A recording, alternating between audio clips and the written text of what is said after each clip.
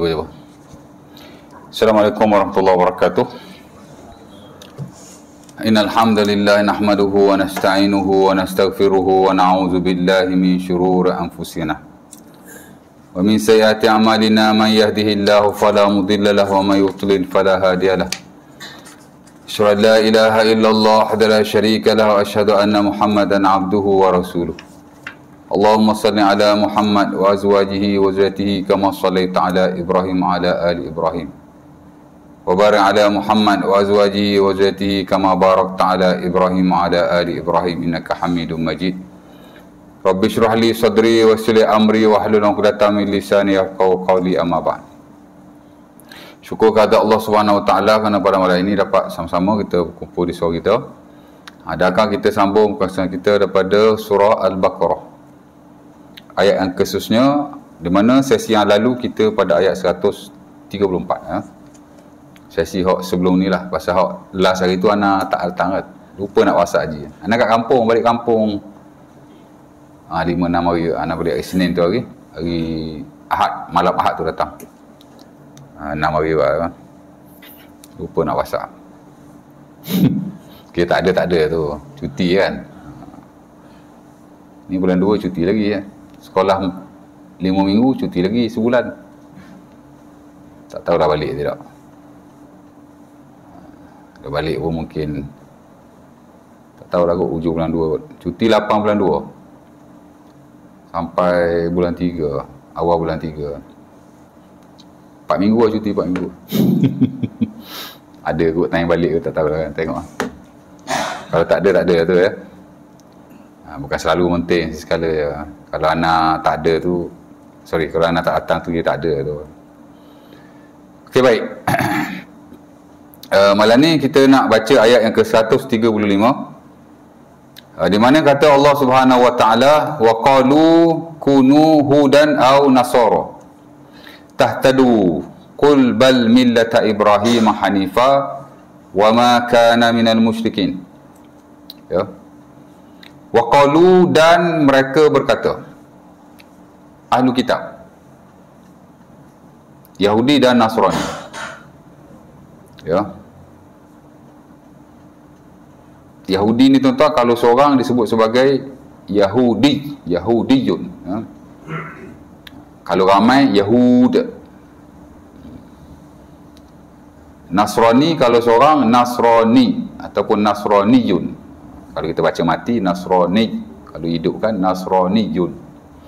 Kalau ramai Nasoro ya.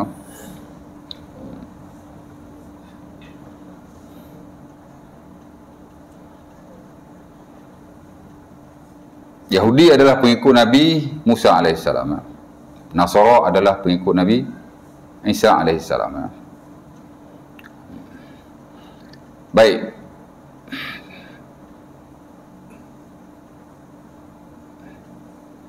Yahudi English kita panggil Jews ya. Nasara kita panggil Kristian. Mereka berkata, dua puak ni lah ya. Kunu hudan au nasara. Kunu, hendaklah kamu jadi. Kalau seorang, kun. Kalau ramai, kunu. Itu bahasa Arab lah ya. Ada kelas bahasa Arab sini? Jarang majlis suruh ada kelas bahasa Arab ni. Kalau ada pun sekejap je. Banyak tempat saya tanya kan, ada ustaz sekejap, tu dah tak ada. Dan saya personally pun last 10 years saya ada buat kelas bahasa Arab di surau Pasar 4 dulu lah kan. 3-4 kelas je. Mula-mula 15 orang. Lepas tu 10 orang. Lepas tu 7 orang. Lepas tu 5 orang. Lepas tu 3 orang. Lalah kita kedai kopi lah. Nak kelas apa lagi setakat 2-3 orang kan. Tak tahu lah kan. Padahal saya ajar basic-basic tu. Mula dengan Al-Fatihah dulu. Bismillah. Apa uraiannya dia suruh bahasa Arab. B tu apa? Bis tu. B tu. B ismi. B ismi. B tu haraja. Basic-basic je kan. Ya. Tapi basic pun kalau kita zero susah juga kan. Ya.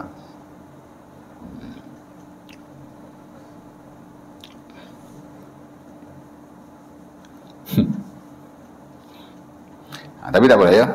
Sikit-sikit kita sentuh lah ya. Supaya kita ada idea. Kun satu maksudnya jadilah. Untuk seorang lah. Bila kita nak kata seorang, kita kata kun. Ya. Macam Nabi kata, kun aliman, au muta'alliman, au mustami'an, au muhibban, fala takun khamisan, fatahli. Hadis Al-Hakim, disahihkan oleh beliau daripada Ibn Abbas. Kata Nabi, kun aliman. Seorang lah. Kamu, yang ni seorang lah. Kita cakap kat seorang kan, kun. Aliman. Ya. Jadilah kamu seorang aliman, orang yang alim. Ya. Au muta'alliman, orang yang belajar. Au mustami'an, orang yang mendengar. Ya. Kalau alim, orang yang ada ilmu lah ya. Kalau muta'allim, makna orang yang belajar. Ya. Ada buku, ada nota, ya. Ada pensel. Au mustami'an, ataupun tukang dengar saja. Tuan-tuan hak nombor 3 kot. Buku tak ada, pensel tak ada, tak ada telinga aja. Mustami'an, dia tak panggil muta'allim tu kalau ikut kan. Tapi tak apalah kan. Level nombor 3, alim, muta'allim, mustami', ya. Au muhibban, alim pun tidak, muta'allim pun tidak, alim tidak, belajar tidak, mendengar pun tidak, tapi muhibban, orang yang suka pada orang alim, ya, atau suka pada orang yang belajar, atau suka pada orang yang mendengar. Maksudnya dia berkawan, melazimi, ya, mungkinlah ya. Dan Nabi kata wala takun khamisan, jangan menjadi orang yang kelima. Alim tidak, belajar tidak, mendengar tidak, bersama-sama dengan puak-puak tu pun tidak, ya. Fatahlik, maka kamu akan binasa, ya. Dia tu dia ada isu sikit, ya. Ada sudut sahih dan dhaif. Tapi nak cerita kun tu lah. Tuan-tuan baca Yasin, ayat akhir sekali, innama amruhu idza arada syai'an ay yaqula lahu kun fayakun. Masa kun tu niat nak gapo? Aku nak bla bla bla. Ya, aku nak kaya. Aku nak sihat. Aku nak anak ramai. Aku nak jadi fungsi surau. Ni yang masa kun tu lah. Ya tak? Ada orang ajar begitu. Tak ada kena-mengena. Ayat tu Allah Ta'ala nak bagi tahu betapa berkuasanya dia. Sesungguhnya innama amruhu, urusan Allah, idza arada syai'an, bila Allah Ta'ala nakkan sesuatu, ayaqula lahu kun fayakun, Allah Ta'ala kata saja jadi maka jadilah. Ayat ni nak sebut akan kuasa Allah. Tak ada maknanya kita niat waktu tu, doa waktu tu, maka Allah Ta'ala kun. Tak ada lah. Tak ada kena-mengena.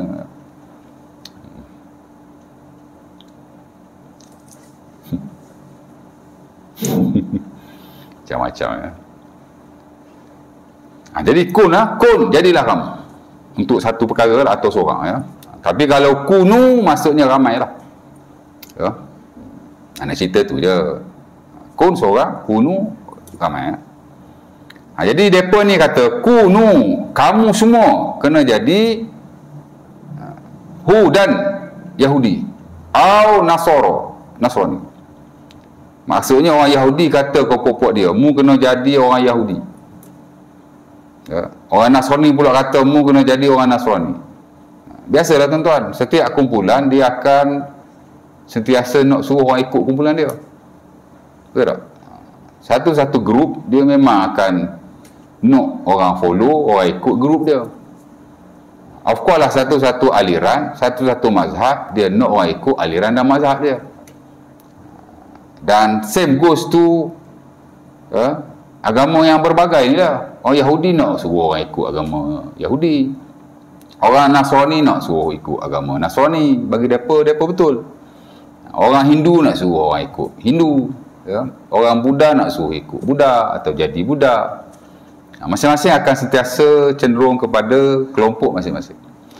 Dan of course lah, orang Islam pun nak orang ikut Islam, jadi Muslim. Kalau dia non-Muslim, jom masuk Islam. Memang macam tu, betul tak? Kita akan sentiasa menyokong, mengangkat dan melebih-lebihkan kumpulan kita berbanding kumpulan yang lain. Grup kita lah, ada grup kita. Surau pun dia ada grup-grup dia juga. Masjid pun sama juga tuan. Ni grup Nazi pengurusi. Ni grup timbalan pengurusi Nazi. Dia macam tu tuan. Kita pun menguruskan surau masjid juga dulu kan. Memang ada grup-grup ke? Tak? Okey tak ada grup-grup macam tu? Okey ke tak okey? This is the nature of human being. Hadha min tabi'atil insan. Ini benda biasa manusia ni. Dia akan ada sentiasa grup-grup tertentu, kumpulan-kumpulan tertentu. Dan Islam tidak melarang. Dia masing-masing dia ada something in common, Mak Saleh kata kan. Benda yang dia suka, dia akan ikut tu. Takkan tuan-tuan dapati dalam satu-satu komuniti, satu-satu kelompok, satu grup aja, tak ada. Surau ada grup masing-masing, penduduk ni ada grup masing-masing, betul tak? Paman ni pun ada grup masing-masing. Ni grup buat ni grup buat ni grup ketua kampung, ni grup untuk penggawa. Okey je. Janji wa'tasimu bihablillahi jami'an wa la tafarraqu. Semua kena berpegang pada tali Allah dan jangan kamu berpecah belah. Berkelompok tidak apa, berbeza, berkumpulan tidak mengapa, bermazhab dan beraliran tidak mengapa, tapi asal dan basisnya mesti kembali kepada kitabullah dan sunnah Rasulullah sallallahu alaihi wasallam. Sikit sebanyak perbezaan tu benda biasa. Bahkan manusia memang dicipta di atas dasar-dasar perbezaan. Kalau manusia ni satu pattern saja, susah juga tuan ya. Semua orang suka nasi ayam belaka. Habis tu siapa nak makan nasi berani? Orang berniaga nasi berani tak untung lah, rugi lah. Tak? Mu suka nasi ayam, aku suka nasi berani. Mu suka misu, aku suka mi tom yum. Awak suka teh tarik, saya suka kopi o. Ya. Tuan buat memang berbeza-beza. Hak ewa keduniaan baik, hak ewa agama pun baik. Mana ada dalam agama ni satu pendapat? Ada tapi tidak banyak. Yang disebut sebagai ijma'. Pasal tidak boleh berbeza sama sekali. Semua ulama sepakat tuan. Semayang fardu 5 waktu. Zuhur, Asar, Maghrib, Isyak dan Subuh. Betul tak? Tak ada orang yang kata semayang fardu ni 4 waktu, 3 waktu, Zuhur, Asar, Maghrib, Isyak dengan Subuh tak fardu. Ya tak? Tidur awal pun tak apa, lepas Maghrib tidur, tak payah semayang Isyak. Subuh bangun lewat pun tak apa. Tak akan ada orang kata begitu. Kerana nanah Al-Quran dan hadis-hadis Nabi SAW, qaulan wa fi'lan, kata-kata baginda dan praktikal. Tak ada jalan untuk seseorang itu mengungkapkan pendapat semikian. Of course lah, tidak ada jalan untuk mereka berselisih dalam hal itu. Ijma' qat'i, very clear one. Tapi dalam soal-soal yang lain banyak khilaf. Tu kata begini, ni kata begini, betul tak? Orang tanya kita, Ustaz, macam mana semayang sambil duduk atas kursi? Saya dengar Ustaz ni kata begini, Ustaz ni pula ajar begini. Mari Ustaz nombor 3 pula ajar lagu lain pula. Allah. Pasal manusia kan. Dan benda tu pun tak ada satu nas yang betul-betul qat'i yang boleh dipegang. Pasal Nabi pun tak semayang atas kursi. Nabi semayang duduk atas lantai. Ya tak? Jadi menyebabkan ada beberapa pendapat. Lepas tu saya kalau orang tanya buat semayang duduk atas kursi, 3 model saya beritahu. Betul tak? Kebiasaannya orang boleh berdiri dah rokok, cuma sujud je tak boleh. Sakit lutut lah. Ya tak? Biasanya begitulah. 3 model tuan. Ya. Qiyam dengan rokok kena buat macam biasa lah, sebab dia boleh buat. Tapi tang sujud tu macam mana? Tak kursi. Model pertama kata sujud atas kursi, boleh aja. Qiyam macam biasa, rokok macam biasa, sujud tu sujud atas kursi. Sujud sambil duduk lah. Apa? Tu nombor 1. Nombor 2 pula kata hak nombor 1 ni banyak kau ada ajar Dr. Zul Al-Bakri, mufti wilayah, dalam fatwa beliau Baru-baru ni dia mengajar di Kubu Gajah, datang ceramah. Tak baru-baru ni lah, 2-3 years ago lah. Dia ajar benda yang sama. Ya.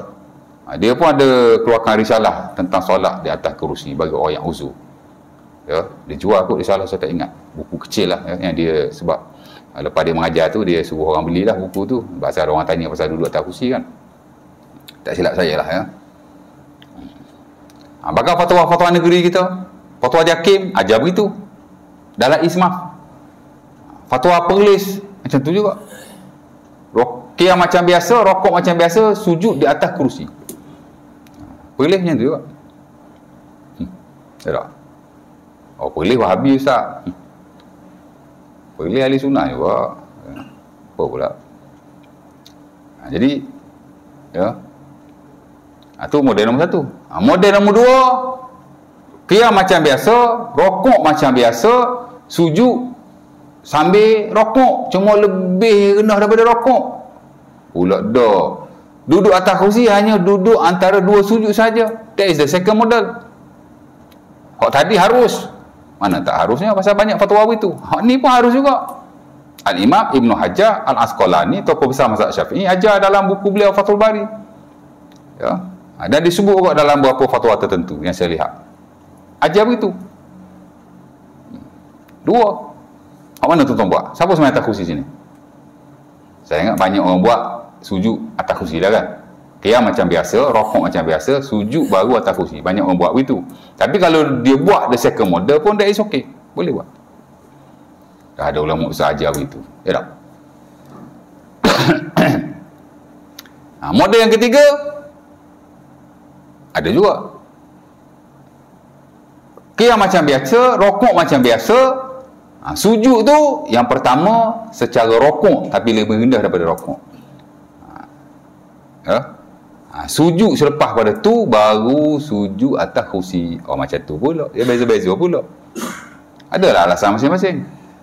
Tapi nak cari satu nas yang betul-betul spesifik dalam bab ni tak ada. Model nombor 1 ke, model nombor 2 ke, model nombor 3 ke, semua pergi pada satu nas. Nabi kata salli qa'iman fa illam yastati' fa qa'idan fa illam yastati' fa ala jambin au mustalqiyan. Hadis Bukhari daripada Umar bin Husain. Nabi kata semayalah kamu berdiri kalau kamu tidak mampu dalam keadaan duduk, kalau kamu tidak mampu dalam keadaan baring atau melentang. Ya. Itu ya hadisnya. Faham macam mana pun. Tiga-tiga model saja berlaku. Nak buat mana Ustaz? Tak ada lebih antara satu dengan yang lain. Semua adalah ijtihad. Semua adalah pendapat masing-masing di kalangan ulama-ulama kita, baik yang klasik ataupun kontemporer. Ya tak? Masalah ni kata hak nombor 1 tu tak boleh sujud atas kursi sebabnya bla bla bla bla. Hak nombor 2 pula kata tak boleh sujud sambil rokok, kena sujud atas kursi lah. Sujud ni rukun duduk. Sembahyang ni ada rukun berdiri, ada rukun duduk. Rukun berdiri ialah qiyam, rokok dan i'tidal. Rukun duduk pula ialah sujud, duduk antara sujud dan tasyahud. Jadi sujud kita tak lewat macam biasa, sujud saja di atas kursi kerana itu rukun duduk. Kenapa nak kena sujud sambil berdiri pula? Macam. Ya tak? Ya. Jadi kata tak boleh. Ya. Sujud sambil rokok tak boleh dia. Kena sujud atas kursi. Jadi macam-macam lah ya.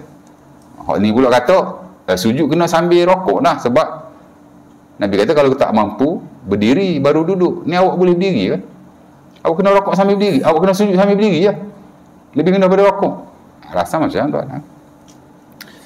Dan begitulah dalam hal-hal yang lain. Benda-benda furuk ni kita tak perlu nak pegang sangat. Kita ajar saja. Dan terpulang kepada ilmu, dapat amalan masing-masing. Jadi kalau kita amal tu okey dah, go for it. Cuma kita boleh belajar lah, dapatkan ilmu-ilmu tambahan, pendedahan baru ya. Dan nak menambahkan keyakinan kita di atas apa yang kita amalkan, itu saja. Ya. Ada kalanya hak ijma' tu tak ada pertikaian lah, mesti kena buat semua. Semalam waktu mana ada orang kata tak wajib, tak fardu, semua kata fardu, tapi hak lain tu, hak furuk-furuk tu. Ya.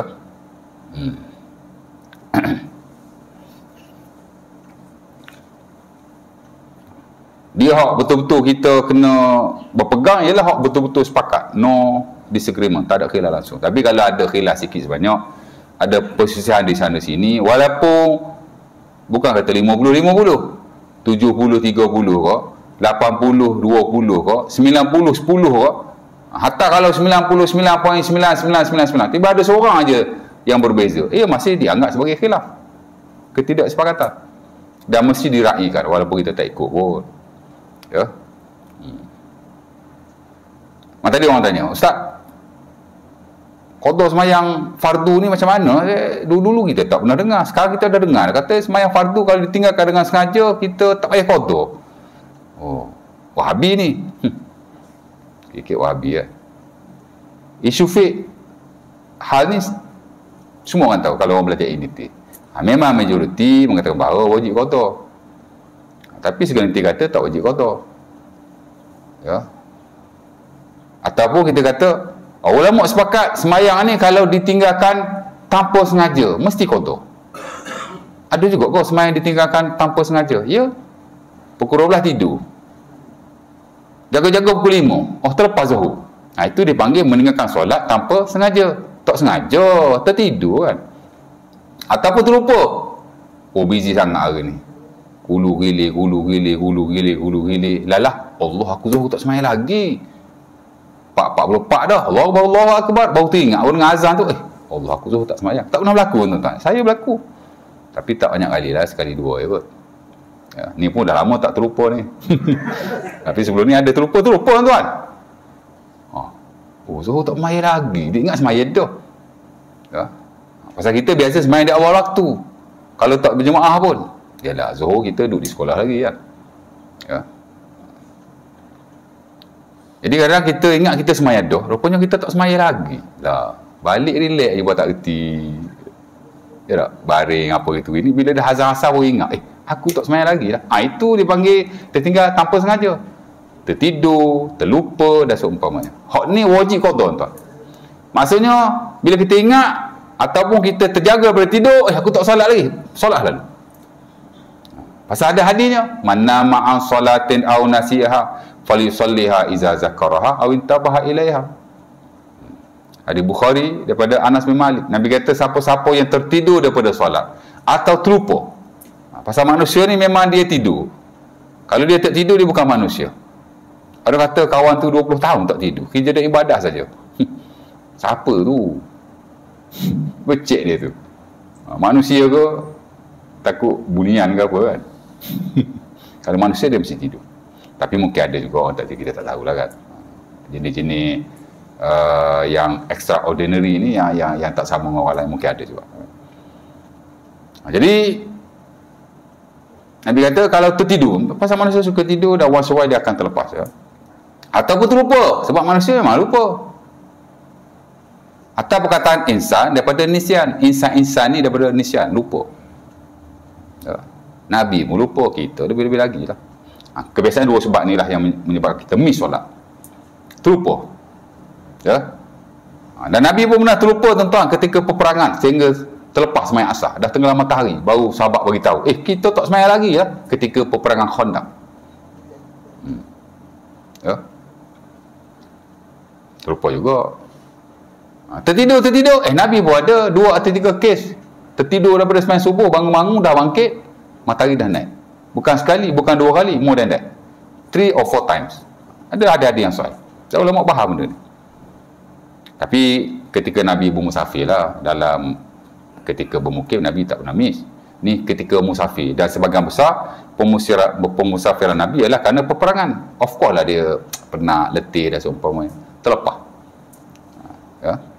2 sebab ni biasa kan. Jadi Nabi kata siapa-siapa yang tertidur atau terlupa sehingga dia meninggalkan solat, maka hendaklah dia melakukannya bila dia jaga atau dia teringat. Ada hadisnya. Betul lah, mak sepakat. Tertidur atau terlupa, whatever reason, mesti semayang, wajib. Sepakat para ulama. Kena qada. Ya. Maksudnya bila kita ingat saja, ambil wuduk semayang. Bangun tidur saja, ambil wuduk semayang. Jangan tangguh-tangguh pula. Biar dulu lah. Tak boleh, kena semayang dulu. Ya. Ulama sepakat wajib semayang. Cuma mereka berbeza Kita nak panggil semayang ni semayang gapo? Adakah ia ada tunai ataupun dia qada? Sebagai ulama kata qada. Hak kita semayang ni dikira qadaan. Kenapa dikira qada? Sebab dia di luar waktu. Tak boleh kata tunai. Tunai-tunai dia dalam waktu. Bila dah lepas waktu kena sebut qada. Tapi sebagian lain kata ia tetap tunai. Walaupun di luar waktunya. Kerana Nabi sebutlah hadis lain wazalika waktuha. Bila kamu ingat kamu solat itulah waktunya. Ala kulli hal depa sepakat. Semayang tetap kena semayang, cuma depa berbeza dari sudut ibarat dan term saja. Nak kata qada ke nak kata adat, tapi semayang tak kena semayang.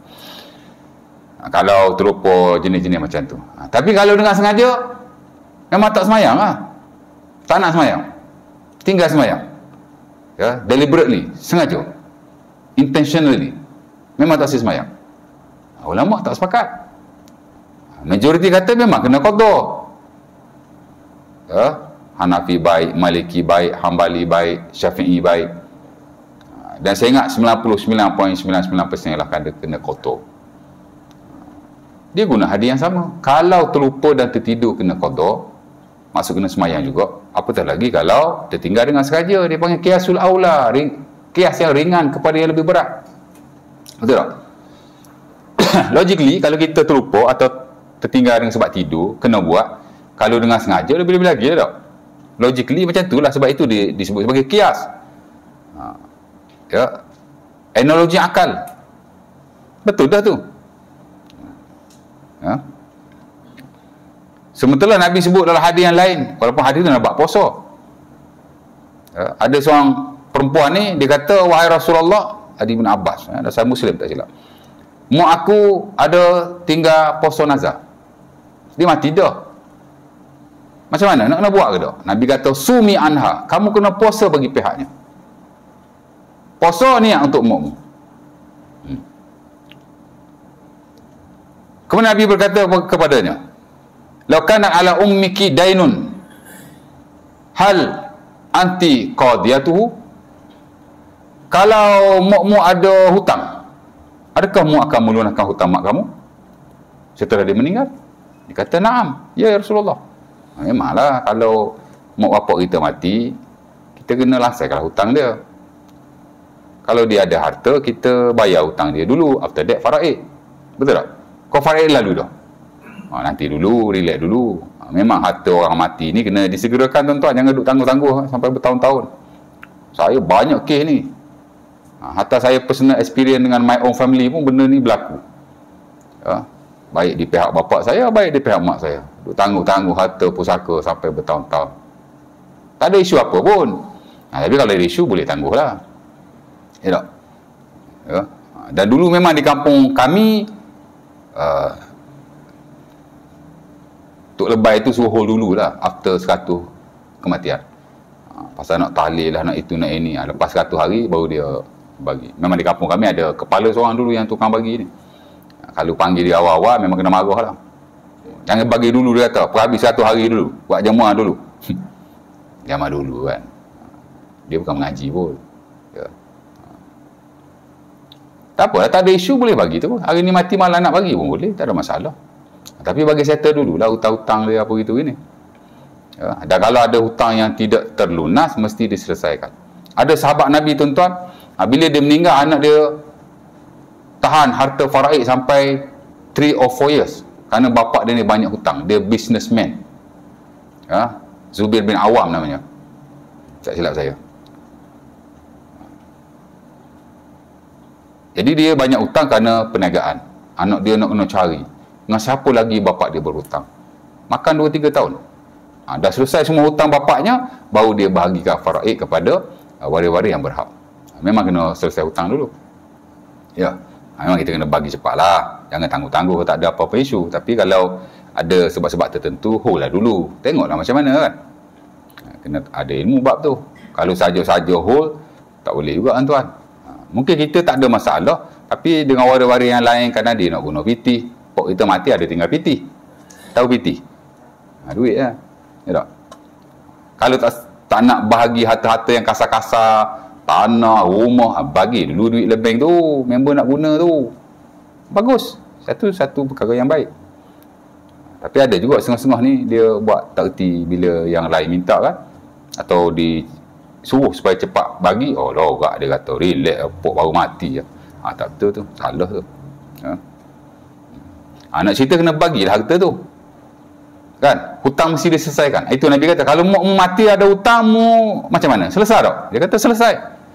Nabi kata fadainullah ahaqqu ayyuqda anhu, maka hutang Allah lebih-lebih lagi kamu kena selesaikan. Puasa nazar tu, nazar ni hutang Allah lah, betul tak? Puasa wajib, benda-benda wajib ni kalau kita tak buat dikira berhutang dengan Allah. Dalam konteks ni puasa lah, dan begitu juga dengan hutang-hutang yang lain. Kira hutang Allah tu. Ada zakat yang kita nak kena tunaikan, tiba-tiba kita tak tunaikan, wajib tunaikan, dia dikira sebagai hutang Allah.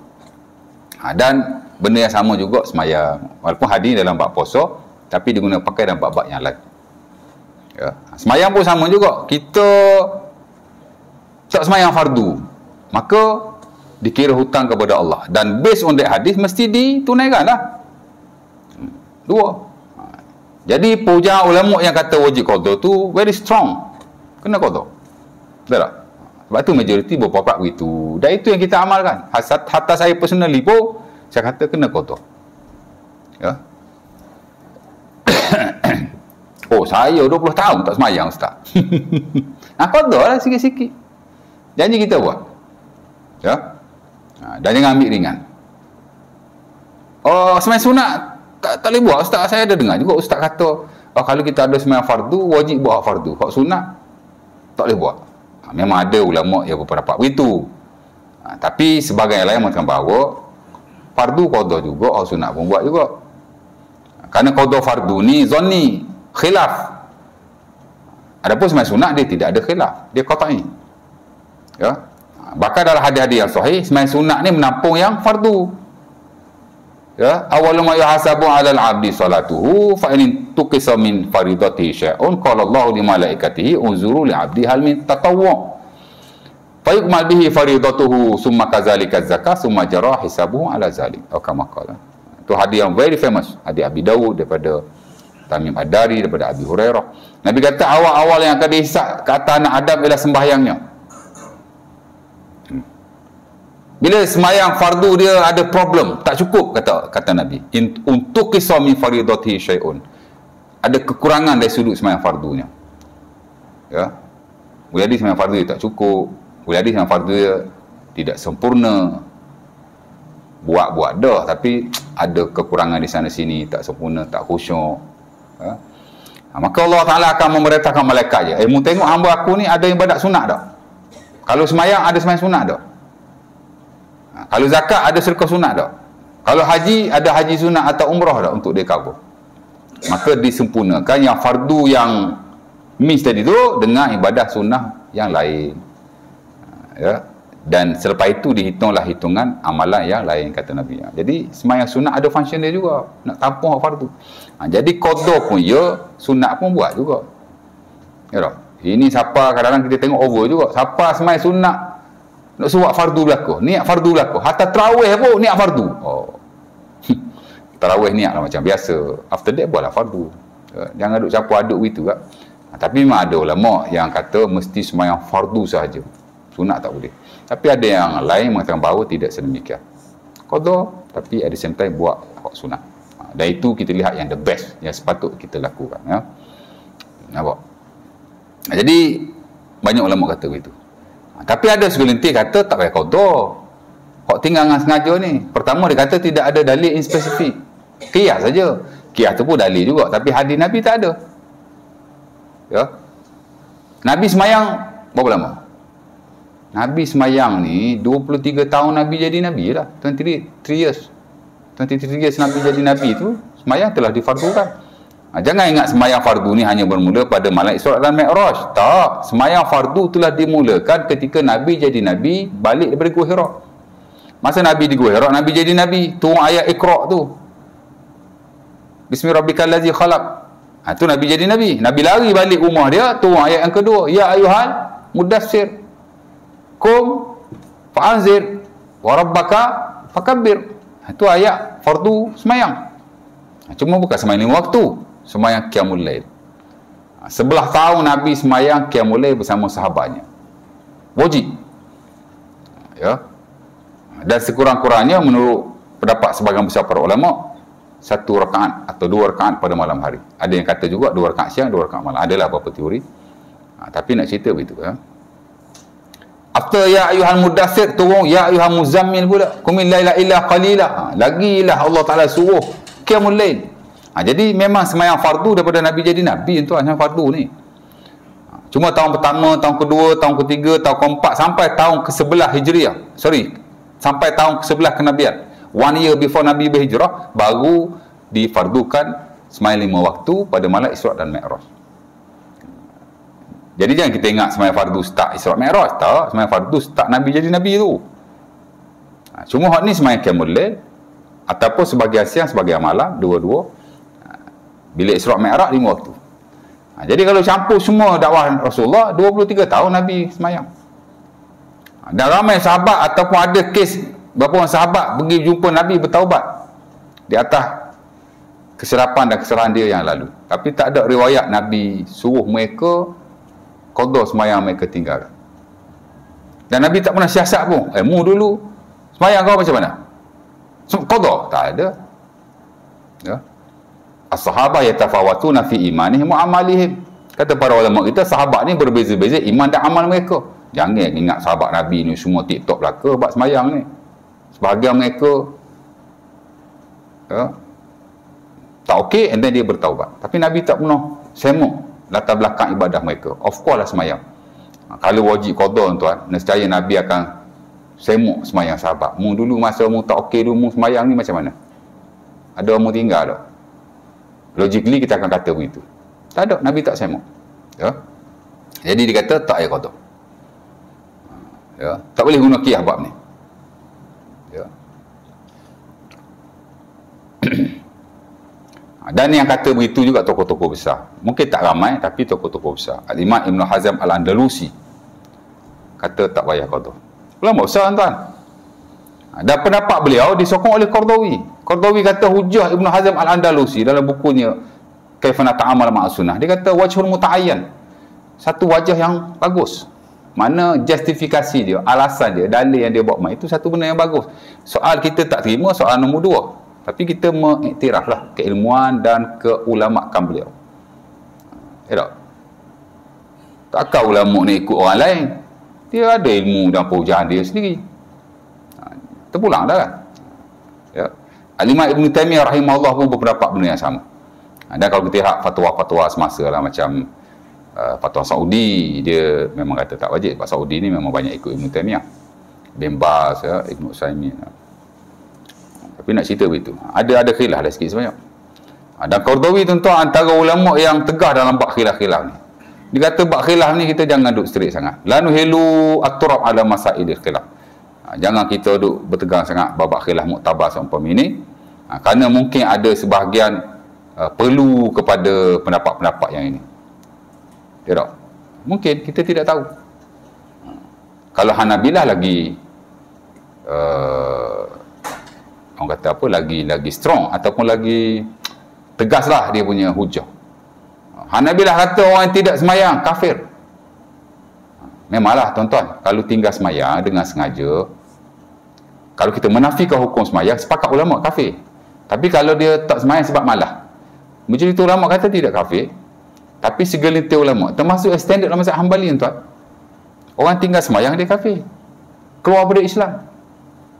Dan bila dia balik kepada semayang, dia sumpama orang yang kafir masuk Islam, tak payah qada. Ya. Sebab itu Hanabilah, ulama-ulama Hanbali lah khususnya, kalau orang tu tinggal semayang memang kena hudud. Macam ulama lain juga, macam Syafi'i kan, tinggal semayang hudud. Apa dia hudud dalam mazhab Syafi'i kalau orang tinggal semayang? Bunuh. Hanbali pun bunuh juga. Tapi Syafi'i qutila musliman, dibunuh sebagai seorang Islam. Sebab dia tak menafikan hukum semayang, dia hanya malah nak semayang. Dia masih muslim tapi hendaklah dibunuh di atas di bawah surat hudud. Tapi qutila musliman, dia masih orang Islam. Apa maksudnya? yughsal, dia dimandikan. Yukaffan, dia dikafankan. Wa yusalla alaihi, disolatkan ke atasnya. Wa yudfan fi maqabiril muslimin, dan hendaklah dia disolatkan di kubur-kubur orang Islam. Tapi kalau Hanabilah, la qutila kafiran, dia dibunuh sebagai orang kafir. La yughassal, dia tidak dimandikan. La yukaffan, dia tidak dikafankan. Wala yuqbar fi maqabiril muslimin, dia tidak dikuburkan di kuburan orang-orang Islam. Lepas tu dia kata orang tinggal sembahyang. Dan itu juga sebenarnya pendapat sebahagian pada sahabat Nabi. Ya, kalau kita lihat ada sahabat Nabi dah agak tegas nampak sembahyang ni. Nak cerita begitulah. Ya. Jadi kita nampaklah kan. Ya. Keadaannya begitu. Ya. Isyak kan? Jauh begitu. Tak tahulah macam mana boleh pergi sampai sembahyang qadha apa gitu gini. Tinggal ayat kan. Balik sikit ke depan balik, belum apa bab sembahyang tu bab apa?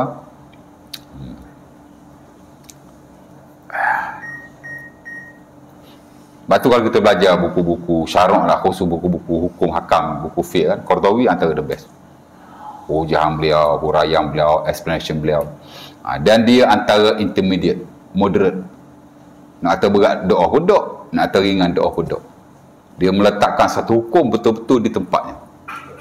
Kalau ijma' sepakat, no tolerant. Tak ada tolerant. Tapi dalam isu-isu yang tidak ada kesepakatan, tak ada ijma', dia terbuka kepada perselisihan di sana sini, dan terbuka juga kepada perdebatan. Awak ada hujah, okey, come forward, go for it.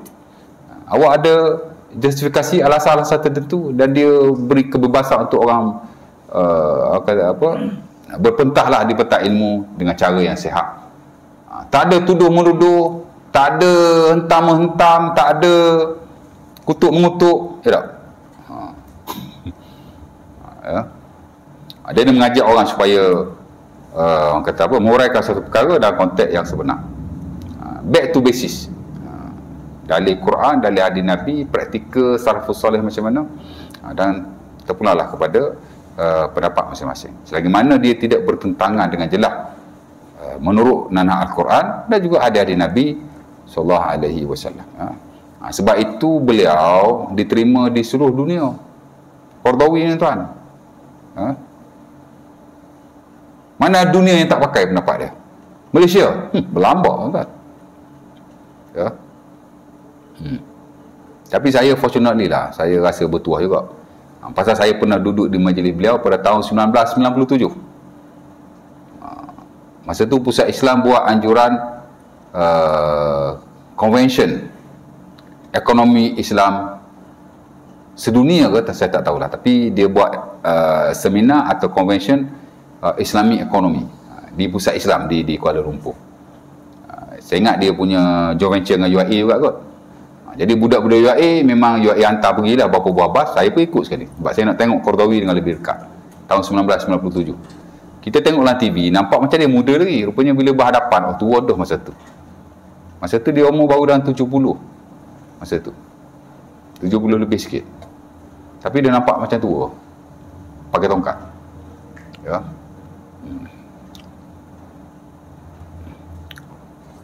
Dan dia sebenarnya AJK fatwa dunia banyak lah. Dia AJK fatwa kota di Europe, dia AJK fatwa Europe. Fatwa dia diguna pakai secara mudah, kerana dia antara yang banyak beri pendapat yang relevan dengan kehidupan semasa. Kita hari ni pun banyak pakai dia, bab muamalat banyak pakai dia, kerana dia banyak bagi ijtihad-ijtihad dan pendapat-pendapat yang baru. Baik, jadi nak cerita balik pada tadi lah, kumpulan tadi kan, aliran tadi. Masing-masing memang orang akan menyokong pendapat masing-masing. Berbeza, tidak ada masalah sama sekali. Itu poin dia. Ya. Selagi mana dia diluruskan dengan baik dan mempunyai sikap-sikap yang tidak bertentangan dengan ajaran Islam. Ya. Wa'tasimu bihablillahi jami'an. Back to basis. Ajaran Islam yang sebenar. Ya. Jadi orang Yahudi kata, jadilah kamu Yahudi, jadilah kamu Nasara. Nasrani kata begitu, Yahudi kata begitu. Masing-masing nak ajak orang kepada kumpulan masing-masing.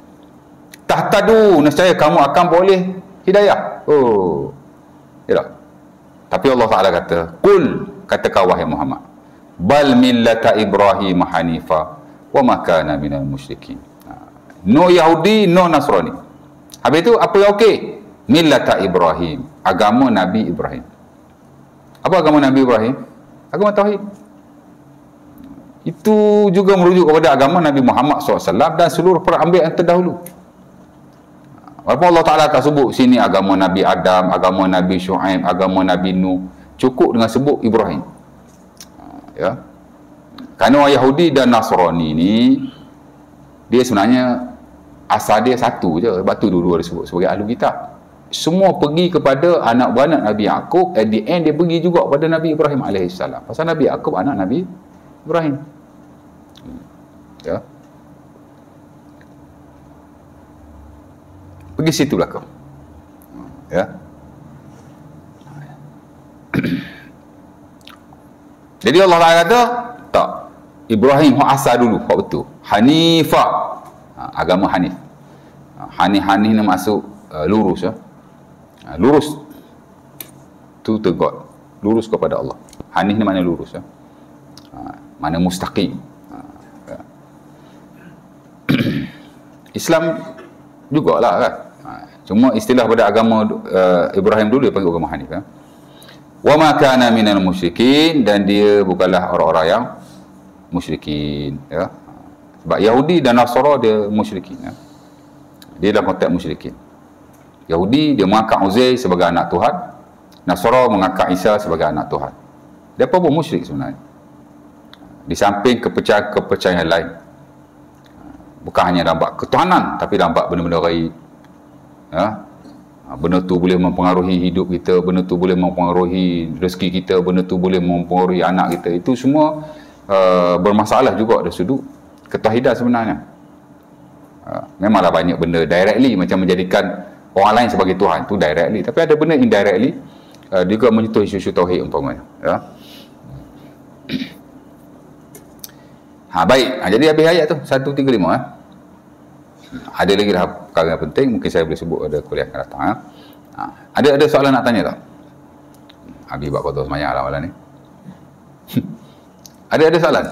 Ada tanya apa-apa? Tak ada soalan malam ni? Oh. Haji Ma'in mana Haji Ma'in? Tak ada malam ni? Oh, tak ada orang belanja minum teh malam ni? Ya. Ya. Okey.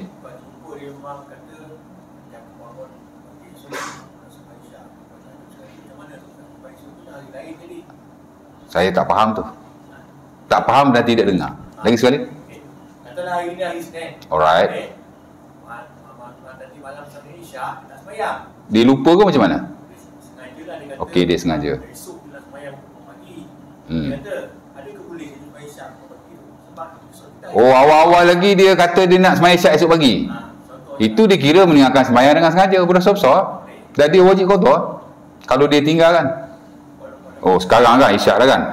Malah maya malam ni, maya pagi esok lah, jamu subuh dah tu. Mana ada je jamu Isyak dengan subuh. Niat tak boleh sembahyang, tak boleh lah. Dari lain esok tu kan. Ya. Niat tak nak buat satu ibadah fardu, sebenarnya ulama khilaf. Kalau kita niat nak buat benda jahat ataupun tak nak buat perintah Allah, dah berdosa ke belum berdosa? Sebagai ulama kata dah berdosa. Mu niat nak buat benda tak baik ataupun mu niat nak tinggal perintah Tuhan, niat awal-awal tak semaya dah, tak semaya malam ni, maya bagi esok dengan subuh. Suka-suka dia. Sebagai ulama kata dah berdosa tau. Ya. Tapi sebagai lain kata tak dosa lagi. Siapa awak tinggal semayang, awak tinggal tu baru berdosa. Adalah dalil masing-masing. Tapi cerita dia tak boleh lah. Mana boleh awak niat nak semayang esok di luar semayang, niat nak semayang tapi di luar waktunya, mana boleh. Inna solata kana 'alal mu'minina kitaban mawquta. Surah An-Nisa Allah Taala kata semayang-semayang ni ada waktu dia. Dan kita tak boleh semayang di luar waktunya dengan sengaja, melainkan dengan sebab tadi ya, tertidur atau terlupa. Ya. Tapi kalau awal-awal tak boleh ya. In case lah dia tinggal juga, dah niat dah malam maya malam ni. Esok pagi dia kena semayang juga hukum mana pun. Mana dia bangun pagi tu dia semayang. Tapi niat gitu awal tak boleh lah. Ya. Dan dia berdosa kerana meninggalkan semayang. Bila dia berdosa kerana niat awal-awal, kemudian berdosa juga kerana meninggalkannya. Jadi cerita dia macam tu lah. Tak boleh lah. Ya? Ada juga macam tu kan. Okey, isyak ni tuan-tuan nak bawa kepada subuh ni dia agak problem. Bukan agak problem, memang problem lah, sebab isyak ni dia tak boleh digabungkan dengan subuh. Sembahyang ni ada kita boleh gabung, jamak Zuhur dengan Asar, Asar dengan Zuhur, ataupun Maghrib dengan Isyak, Isyak dengan Maghrib. Takdim takhir tu kan. Ya. Tapi subuh the only prayer yang tak boleh dijamakkan. Subuh dia independently, dia seorang-seorang aja. Dia tak boleh jamak takdim takhir apa tak ada. Ya. Kalau Maghrib lah, contoh Maghrib kan. Tak semaya Maghrib nak maya isu karang lah. Kalau dia tak nak sembahyang tu, mungkin ada sebab-sebab tertentu, dia terlalu penat ataupun boleh jadi juga terlalu sibuk. Sebenarnya ada karusak untuk jamak. Jamak ni tuan-tuan, kalau tuan-tuan belajar dalam fiqh kan, dalam setengah-setengah keadaan kita boleh jamak. Jamak ni dia tak macam qasar. Qasar hanya untuk musafir saja. Tapi jamak tuan-tuan boleh jamak kerana musafir lah, of course lah ya. Boleh jamak juga kerana hujan. Ada riwayat Nabi jamak hujan tuan-tuan. Tapi kita tak pernah buat kan. Boleh aja buat jamak ketika hujan. Tapi boleh Wahabi tak ada pakai. Yalah. Boleh kata gitu. Masuk dalam Facebook nanti boleh sama saya pula. Ego kau ya. Tapi boleh buat begitu kan. Dia ada slot anjuran majlis agama hatta daripada muftinya supaya dijamak ketika hujan. Jadi imam-imam dia memang tahu cara nak jamak ketika hujan. Ini kalau kita saya rasa tanya imam tak tahu jamak ketika hujan macam mana ni, syarat-syaratnya, tata caranya tahu ke? Nanti saya explain next time ya. Hujan boleh jamak. Ya. Boleh juga jamak ketika sakit. Boleh. Al-Imam Syafi'i rahimahullah, fatwa lama dia kata boleh jamak kerana sakit, fatwa baru dia kata tak boleh jamak kerana sakit. Tapi fatwa tu tidak diterima oleh ulama-ulama Syafi'i yang terkemudian. Yang diangkat adalah fatwa dia yang lama, boleh jamak kerana sakit. Sakit boleh jamak tuan. Ya. Tapi sebaik-baiknya lah, sebaik-baiknya kalau tuan-tuan sakit, tuan-tuan jangan jamak betul-betul jamak. Walaupun ada ulama yang kata harus, tapi sebagai kata tak harus juga. Tuan-tuan buat jamak suri dia panggil. Melewatkan sembahyang yang pertama, mengawalkan sembahyang kedua. Dan saya secara peribadi memang saya mengamalkannya. Bukan kerana sakit lah, kerana hal tertentu. Saya jamak suri dia panggil. Mana sembahyang yang pertama ujung waktu, sembahyang kedua awal waktu. Asal sekarang 42, 44 macam tu kan contohnya. Pukul 4.30 mai Zuhur. Nganga habis mai Zuhur, masuk waktu asar. Sembahyang asar. Itu juga disebut sebagai jamak sebenarnya. Tapi dia panggil jamak suri. Jamak yang bukan betul-betul jamak. Jadi kalau tuan-tuan sakit, tuan-tuan nak jamak macam biasa pun ada karusak, ada ulama kata boleh. Tapi sebagai menggalakkan kita buat jamak suri, melewatkan sembahyang pertama, mengawalkan sembahyang tak awal. Ya. Cerita dia macam tu. Sakit memang boleh lah. Nak jamak betul-betul kau, nak jamak suri kau, ada karusak. Ya. Dan satu lagi juga ialah jamak kerana kesibukan. Dia panggil al-jam'u lisyughul. Jamak kerana betul-betul sibuk. Boleh ada sibuk kerana urusan-urusan tertentu, boleh. Tapi tak boleh lah hari ni sibuk, hari ni jamak. Esok sibuk, esok jamak. Lusa sibuk, lusa jamak. Oh, hari-hari dia jamak. Janganlah begitu. Makna once a while.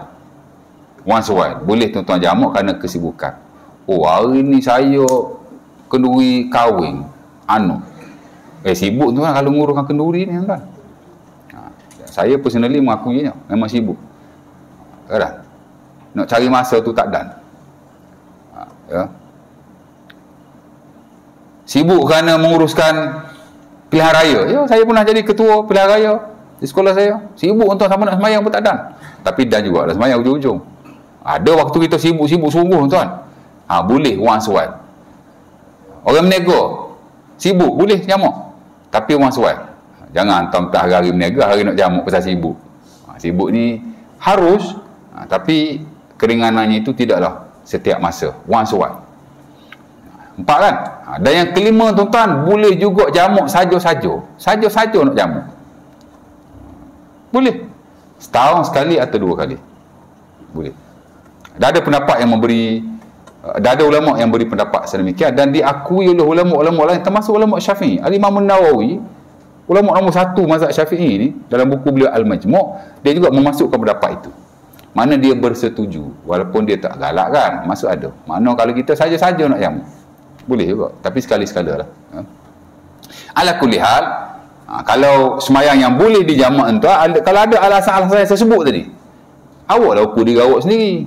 Ibadah ni kita dengan Tuhan, tak ada siapa boleh ukur pun. Ya, kalau ada alasan-alasan yang seperti tadi, ya, tuan-tuan boleh aja jamak. Jadi kalau ni cerita beginilah, tuan-tuan terlalu penat, tuan-tuan jamak aja. Boleh je jamak kerana penat ni. Tapi jangan hari pula, hari ni penat jamak, lusa penat jamak. Oh, letih macam tu. Ya. Mana boleh tuan-tuan, aku nak jamak lah Zuhur dan Asar. Tidurlah, dah balik kerja letih sangat, kau sakit urat macam mana kan. Once while, tuan-tuan jamak aja. Tapi syok bawa subuh, tak ada toleran lah, tak boleh. Kukuk mana pun kena semayang. Tidurlah dulu, bangunlah sekarang pukul 4, pukul 5 pagi semayang. Sebab isyak kan panjang. Kalau penat berdoa, tak payahlah semayang dulu, tidurlah. Tapi kalau semayang yang boleh dijamak tu, Zuhur Asar, Maghrib Isyak ada keharusan. Sama ada nak takdimkan, nak takhir. Dia ruang-ruang yang ada rukhsah dalam semayang ni untuk kepentingan diri kita dah, ya. Dan ulama telah memberi pendapat yang terbaik sekali dalam bab ni. Ada benda dia ada keharusan di sana sini, boleh kita amalkan, ya. Cerita dia begitulah, insya-Allah taala. Cukup tu, ada nak tanya lagi? Niat dia masuk ke jamak ke ataupun Niat tak ada jamak, pasal itu bukan jamak. Ya. Ya, jamak suri ni disebut sebagai deskriptif jamak. Jamak yang bukan betul-betul jamak. Niat Zuhur macam biasa kerana kita masih solat dalam waktunya. Asar macam biasalah. Dia disebut jamak kerana dia berdekatan. Ujung-ujung tu sama. Berarti dia disebut sebagai jamak gambaran. Dia bukan jamak, tapi gambarannya seakan-akan jamak. Ya, insya-Allah taala. Cukup setakat tu. Aku Al-Qazal, Assalamualaikum warahmatullahi wabarakatuh. Kita tanggung majlis kita dan tasbih kafarah Rasulullah.